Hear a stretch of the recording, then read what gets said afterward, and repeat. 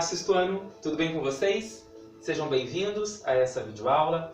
Inicialmente eu gostaria, por favor, que vocês copiassem em seus cadernos as informações referentes ao cabeçalho, colocando o nome da Escola Terra Mater, a data da aula de hoje, quarta-feira, dia 15 de julho. O conteúdo que nós estudaremos nessa aula é o gênero textual regulamento, e a habilidade relacionada a esse conteúdo consiste em conhecer a função comunicativa desse gênero textual. Eu farei a explicação do conteúdo e deixarei uma atividade para que vocês possam realizar. Combinado? Bom, nós somos seres sociais, ou seja, nós vivemos em comunidade e dependemos dos outros membros da mesma espécie. Vivemos em sociedade e precisamos de regras que a organize para garantir o bom convívio, respeito aos direitos e também assegurar o cumprimento dos deveres dos cidadãos. Para que isso possa ocorrer, é necessário ter o conhecimento do que se pode ou não se deve fazer. E esse conhecimento se dá por meio do registro escrito e a disponibilização dessas regras para que todos os indivíduos da sociedade tenham acesso a elas e possam cumprir, possam executar. Por exemplo, se um edifício reúne dezenas, centenas de moradores, seria importante, na sua opinião, haver um regulamento para orientar e reger a vida desses moradores? Então, para que você possa conhecer ainda mais sobre esse tema que nós estamos estudando, nós temos ali, eu encaminhei por slide, um trecho de um regulamento de um condomínio. Vamos à leitura dele, então? Acompanhem comigo, por favor, aí pelos seus slides. Este regulamento integra, para todos os fins, os contratos de locação das unidades do edifício, fazendo regra para todos os moradores. Artigo 1º.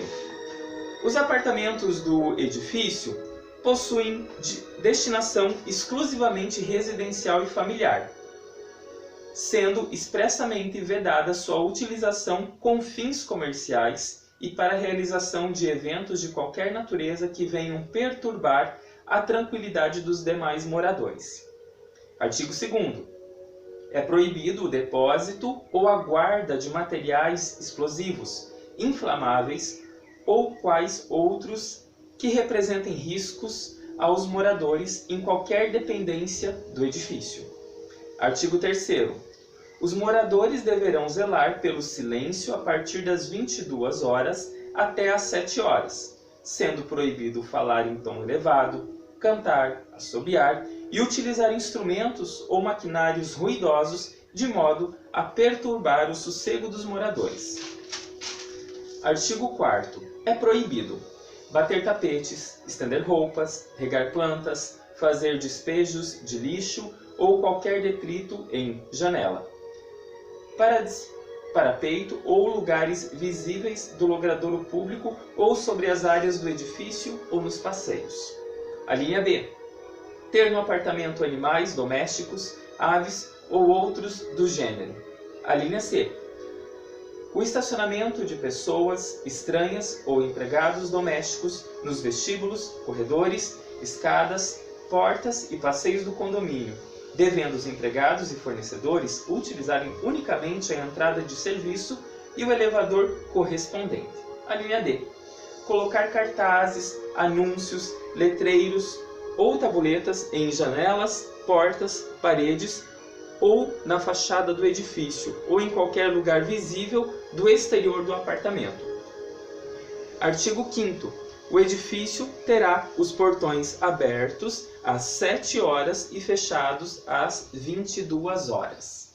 Bom, nós fizemos a leitura de um representante desse gênero textual, regulamento. E eu pergunto a você, para que serve esse texto? Qual que é o propósito comunicativo dele?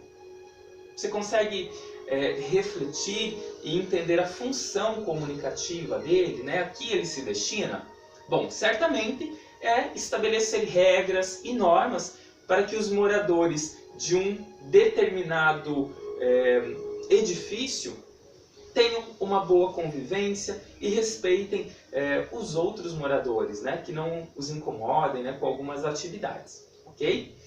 E para quem que esse texto é dirigido? Qual é o leitor principal dele? Sem dúvida, são os moradores, os condôminos, né, desse edifício. E esse texto ele foi produzido por quem? Quem é o autor desse texto? Bom, possivelmente seja a empresa administradora desse condomínio, né? Ou também pode ser um estatuto, né? Regras elaboradas por uma comissão organizadora de moradores desse edifício também, né? Você consegue entender como que esse texto ele está organizado? Olhando para ele, para a estrutura dele, você consegue identificar essa organização? Ele está organizado em tópicos, né, que são denominados artigos. E você saberia dizer o que são artigos? Os artigos eles aparecem em textos legislativos, não é? E assim como nos regulamentos, porque eles apresentam a ideia central, né? Neles, nos artigos, estão previstas as condições ou exceções, né? Uma outra questão para você refletir: onde esse texto poderia circular? Você consegue identificar o ambiente em que ele poderia circular? Bom, ele poderia circular em empresas imobiliárias de locação, quando a pessoa interessada em locar um apartamento, por exemplo, nesse edifício, assina um contrato. Ela tem que estar de acordo com as normas estabelecidas para que ela possa morar nele, né? Em locais de venda de apartamento, né? No mural de avisos do condomínio. São locais onde esse texto pode circular, não é? E eu gostaria de saber a sua opinião, se você concorda com todas as regras desse condomínio, né? Com todas essas regras que estão expostas nesse texto, né? Você concorda com o artigo 3º, que diz que ele fala sobre o silêncio das 22 horas até as 7 horas da manhã? Você acha que é conveniente existir essa regra para que os moradores respeitem o momento de descanso de outras famílias, de outros moradores do edifício e evitem fazer barulhos, ruídos? E sobre o artigo 4º ali, que fala na linha B lá: ter no apartamento animais domésticos, aves ou outros do gênero é proibido. Você concorda com essa regra? E se você discordasse, né, do que está estabelecido ali, você cumpriria todas essas regras? Existe alguma regra dessas que você mudaria, né? Com qual você não concorda? Você acha que essas regras serão importantes para a convivência social das pessoas que moram nesse condomínio? Né? Como seria se não houvesse essas regras, né? Poderia haver desentendimento entre os moradores? E você consegue identificar nesse texto quais são as proibições presentes, né? Que são explicitadas nesse texto para poder cumpri-la, né? Em que outras situações você já encontrou um texto semelhante a ele?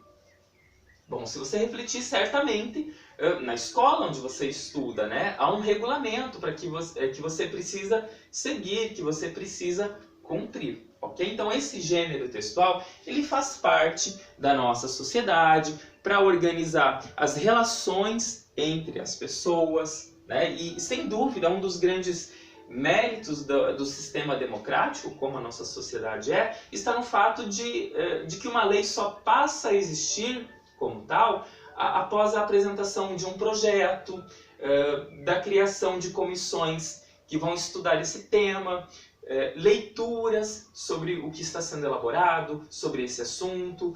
Depois se promovem debates para que as pessoas possam apresentar as opiniões. São feitos depois alguns ajustes nesse regulamento.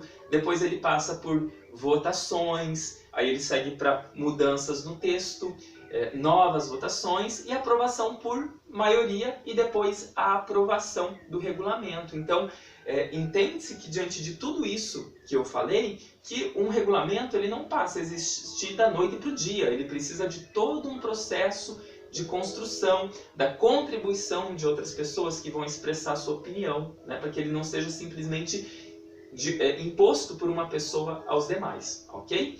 Como atividade, para a aula de amanhã, eu solicito que você realize a leitura do texto que está na página 32, Regulamento do Clube de Leitura. Você fará a leitura desse texto e, em seguida, responderá as questões da parada obrigatória, as questões 1, 2 e 3, que vão ali da página 33 a 34. Combinado?